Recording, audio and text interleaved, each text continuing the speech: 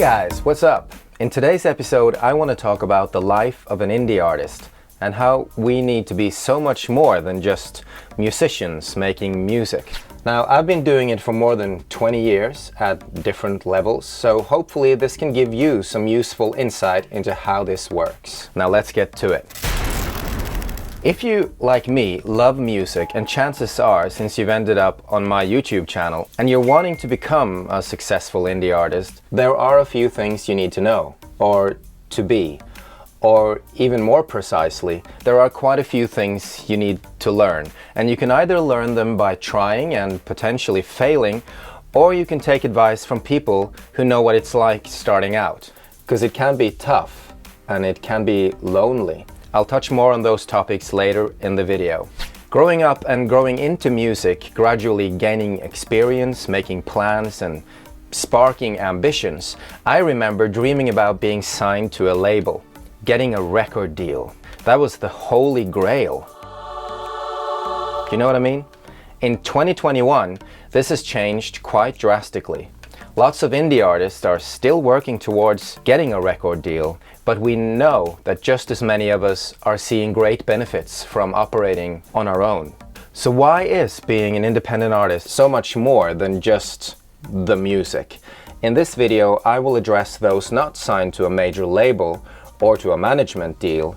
Those of us who aren't are the artists we call independent artists. And unless you are born into a super wealthy family or someone who's already well connected in the music industry, chances are you'll start out as an independent artist and you'll need to walk your baby steps on your own. Let's start with the cons, the downsides. Number one, no support team. You don't have a support team if you're an independent artist that guides you through the steps up until release. Yes, we have mums and dads and buddies and neighbors, but I don't mean that. I mean a professional support team. And this is a big one, because the most challenging thing in my experience as an indie artist is not having that second or third opinion, that voice that guides you towards the finished product. Even at the best of times and in the middle of an amazing creative process, you'll most likely feel doubts at some points. And record labels can hook you up with other songwriters, producers, people that can help you refine those crucial final steps in your creative process. Number two, financial aid. As an indie artist, there is no one to carry you financially. While a record deal could include an advance, a payout to get you started and keep you going towards your contractual obligations, what a word, as an indie artist, we need to find ways of financing our creative output ourselves. Some of us manage this because we are already gigging or in other ways earn enough doing music to keep the wheels turning, while a lot of us also have to lean on other jobs outside of the industry itself. Number three, promotion and distribution.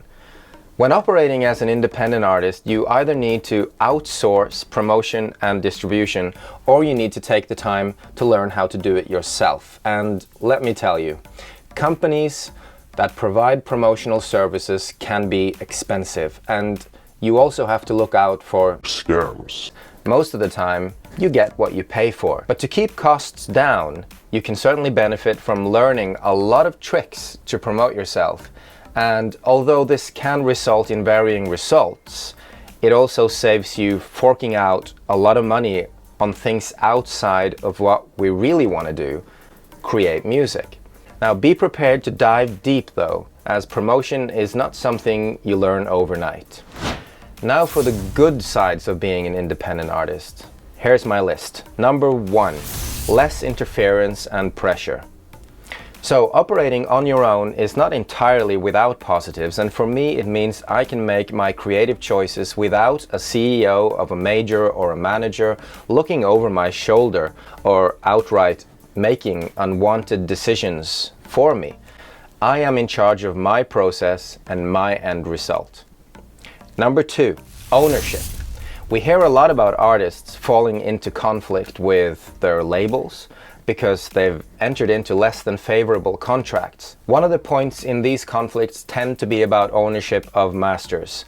Now, whether you are just starting out or you're already well underway, we all start somewhere, right? In the beginning, receiving money to sign away rights to your publishing or to your masters can be an attractive prospect, but down the line, when we achieve gradual success, owning your own creations and the realizations of these will give you an upper hand in any future negotiations and what is converted into your income stream. Number 3, schedule. If you're a signed artist, you can be sure you'll get imposing deadlines from your record company. Being an indie artist means you don't get that pressure.